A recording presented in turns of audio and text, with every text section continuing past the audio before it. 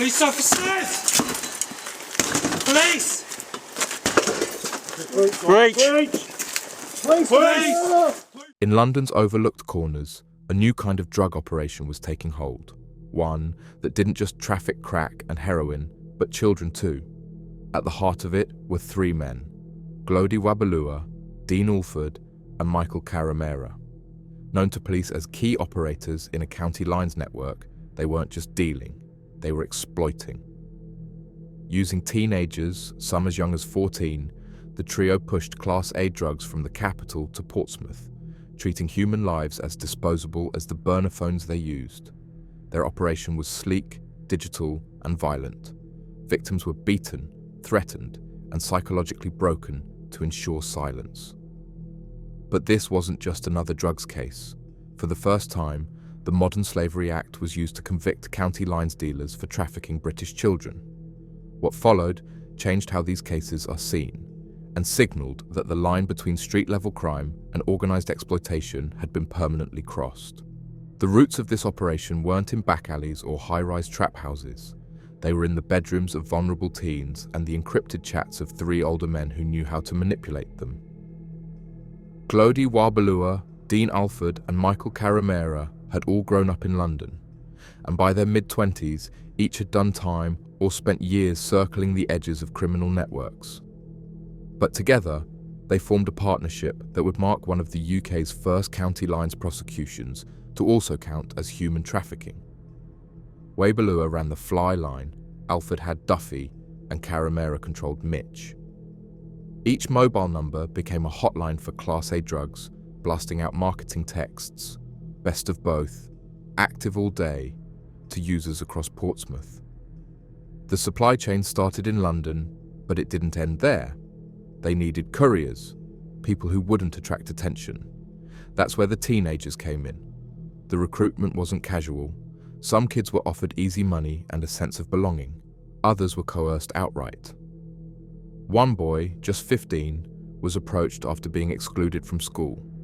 Another, only 14, was groomed through promises of designer clothes and a place to stay. Once they were in, the trap shut tight. The boys were sent to Portsmouth with drugs hidden on their bodies or stuffed inside phones, instructed to stay in squalid flats commandeered from addicts, a method known as cuckooing.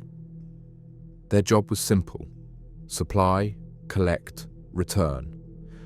For the three ringleaders, it was the perfect setup. They stayed in London, barely lifting a finger beyond managing their phones and counting the profits. The risk was outsourced to the children. If the police came knocking, it wasn't Alford or Caramera opening the door. It was a terrified teenager with barely a fiver to his name. By 2014, this model had become dangerously efficient. The drug lines were pulling in thousands a week. The kids were expendable. And Wabalua, the face of the Fly line, had even rebranded himself publicly, recording rap videos under the name Mad One, referencing the same streets he was flooding with heroin and crack. But there were cracks from the beginning: missing children reports, arrests of young dealers with identical burner phones, and stories, frightening ones, coming from Portsmouth about kids alone, afraid, and far from home. The police started to listen, and once they looked deeper, what they found wasn't just drug dealing, it was child slavery. Portsmouth was chosen for a reason: a steady market, far from London's heavy gang surveillance, and close enough to manage from a distance. But expansion wasn't just about geography, it was about control. Once Glody Wabalua, Dean Alford, and Michael Caramera had locked in their drug lines, they needed infrastructure. And they built it, not with bricks, but with fear, burner phones, and children too scared to run. To stay hidden, the gang used cuckooed addresses, homes taken over from local addicts or vulnerable adults.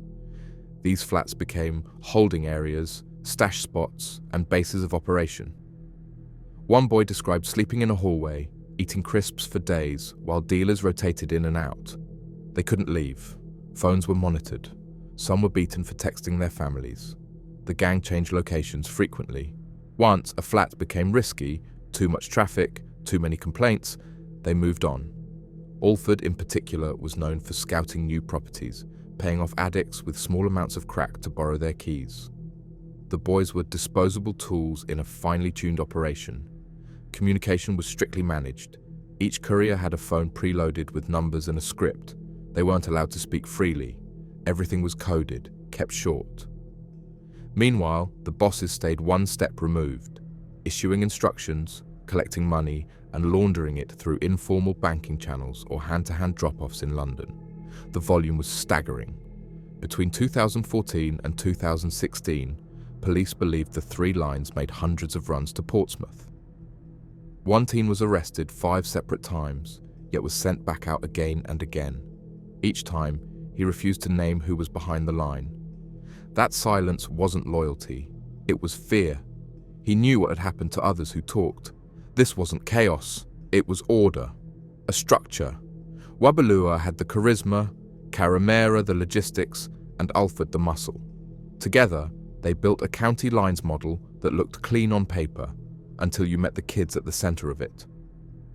What they constructed wasn't just a drug route, it was a system, one where the product was crack cocaine, the workforce was children, and the cost was invisible. Until the arrests began, and the story finally broke into public view. For Wabalua, Alfred, and Caramera, control wasn't just about managing a supply line, it was about domination. Once a young recruit was in, leaving wasn't an option. These weren't just runners, they were pawns, trapped by fear, dependency, and often violence. One of the most disturbing incidents to surface in court involved a 19-year-old victim with autism. After losing a quantity of drugs and cash, he was accused of stealing. What followed was chilling. He was stripped naked, marched into a bathroom, and forced to kneel. A gun was placed in his mouth.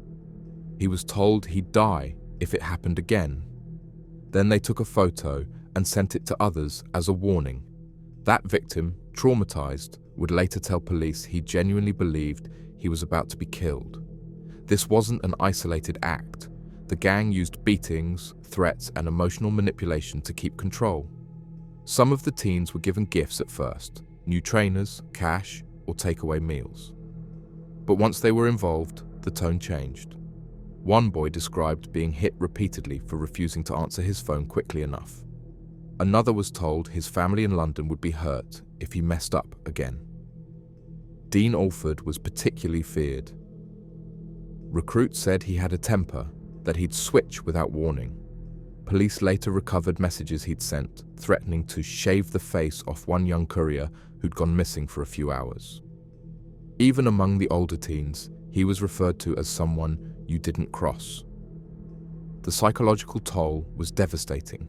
Some of the young couriers began using the drugs they were meant to sell, numbing themselves just to cope. Others developed PTSD-like symptoms, paranoia, nightmares, anxiety attacks. Yet when questioned by police, many refused to speak. Some even claimed they were working willingly. The truth was harder to admit. They were victims, but had been made to feel complicit. The gang thrived on this ambiguity. By keeping the kids isolated, underfed, and in constant fear, they blurred the lines between criminal and slave. Wabalua, who had once served time himself as a teenager, knew exactly how the system treated young black boys from London. He used that knowledge to his advantage, selecting those least likely to be believed, least likely to be helped. And it worked for a while. Even when police picked up the same teens repeatedly, the true structure behind them stayed hidden. No one knew that behind the Fly and Duffy lines were 3 men orchestrating it all from a safe distance, never touching the drugs, rarely seen, always in control. Until, of course, the kids started to break, and with them, so did the silence. The network's strength was also its weakness. It relied on vulnerable, frightened teenagers to carry the weight, and eventually, some of those young victims began slipping through the cracks. That's when the real structure started to emerge. In 2014, Hampshire police arrested 5 teenagers from London in Portsmouth, all caught with small amounts of heroin or crack, and each carrying near-identical burner phones. On the surface, it looked like routine low-level dealing. But something didn't sit right. These kids were far from home, gave inconsistent stories and seemed more scared than defiant. When officers dug into the numbers stored on the seized phones, a pattern emerged. 3 mobile lines, Fly, Duffy and Mitch, were showing up over and over again. Bulk text messages, identical in wording, were being sent to dozens of contacts across Portsmouth. The same numbers were linked to multiple arrested youths. This wasn't coincidence, it was coordination. Meanwhile, local social workers had flagged a disturbing trend. Teens previously known to be at risk had suddenly vanished, only to reappear disheveled, frightened, and unwilling to talk. One autistic boy was found after 3 days missing, holed up in a cuckooed flat.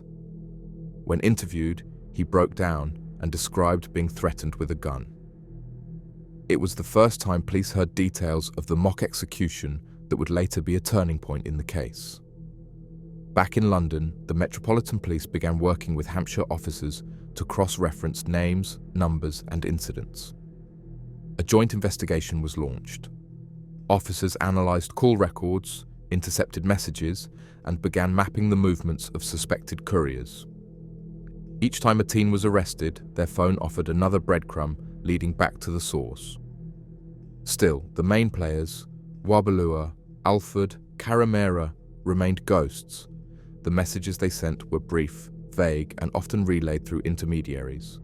They weren't physically present in Portsmouth. But what they hadn't counted on was the strength of digital evidence. The data painted a web, specific instructions from the drug lines to the teens, timed around known supply runs.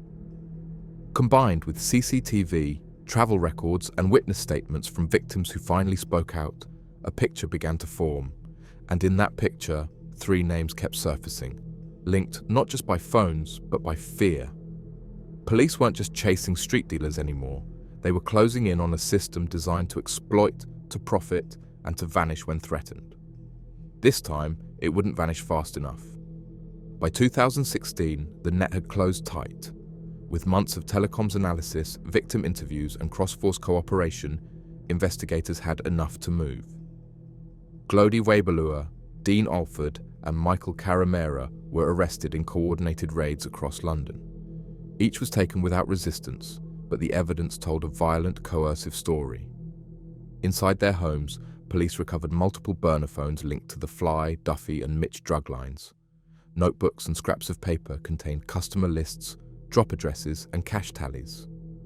On one phone, detectives found a contact saved under work phone that had sent hundreds of bulk drug adverts in the weeks prior. Another contained a chilling image, a young man, naked, kneeling, with a gun in his mouth. It was the 19-year-old autistic victim, and that photo would become a cornerstone of the modern slavery prosecution.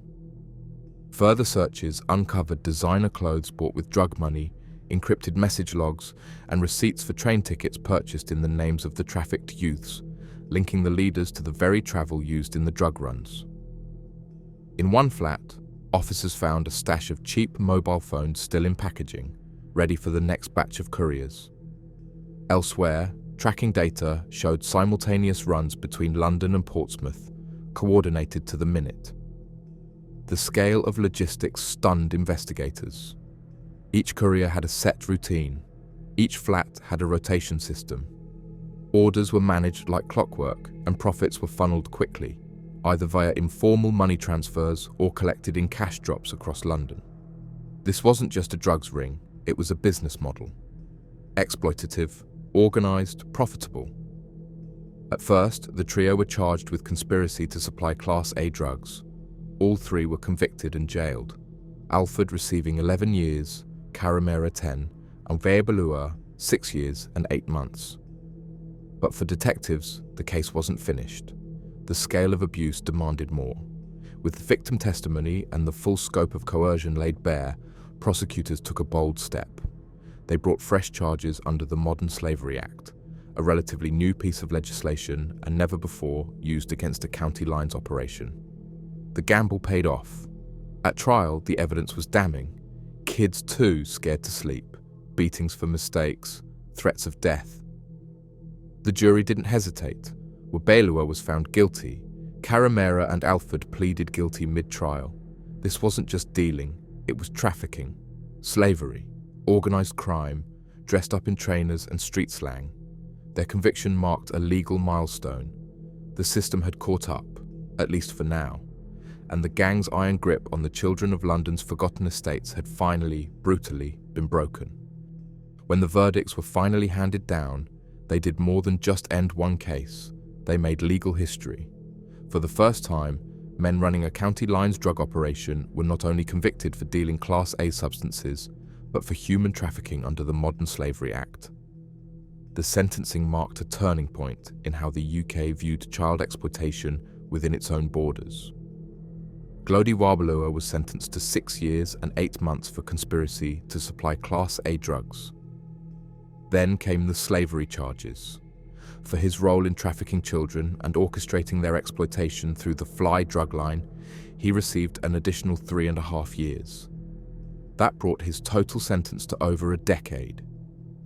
The judge described his actions as a calculated predatory campaign targeting the vulnerable, adding that Wabalua used his own experience as a former offender not to reform, but to manipulate others.